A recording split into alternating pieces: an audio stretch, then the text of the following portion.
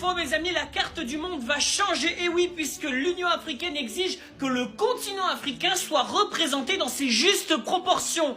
Et franchement, ils ont pas tort. En effet, mes amis, l'Union africaine souhaite obtenir une correction de la carte du monde que vous voyez ici, qu'on appelle la projection Mercator, pour faire que l'Afrique soit représentée à ses justes proportions. Parce que oui, l'Afrique c'est beaucoup plus grand que la Russie ou même que l'Amérique du Nord. L'organisation régionale africaine a apporté son soutien à une campagne qu'on appelle Correct the Map, c'est-à-dire corriger la carte. Et l'objectif c'est de passer donc de la projection Mercator à une autre projection. Alors pour bien comprendre, vous avez actuellement ce qu'on appelle la projection Mercator, qui date du XVIe siècle, et c'est les cartes que vous connaissez actuellement. Ça fait une Europe beaucoup plus grande que la réalité, et aussi une Amérique du Nord beaucoup plus grande que la réalité, mais une Afrique beaucoup plus petite. Et l'Union africaine veut corriger cela pour passer à une projection qu'on appelle Equal the Earth, c'est-à-dire égaliser la Terre, de telle manière à ce que l'Afrique puisse avoir une projection beaucoup plus grande et que l'Europe et l'Amérique du Nord soient diminuées, c'est-à-dire, c'est la réalité. Et en fait, dans le passé, vous aviez déjà des projections qui essayaient de rendre les cartes beaucoup plus réalistes. Là, vous voyez ici la Gale Peters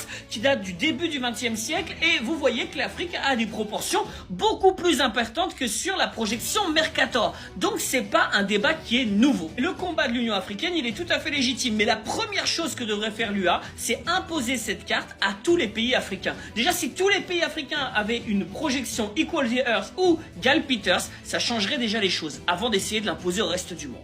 Bon courage à ceux qui vont survivre, et vive l'Afrique libre et souveraine.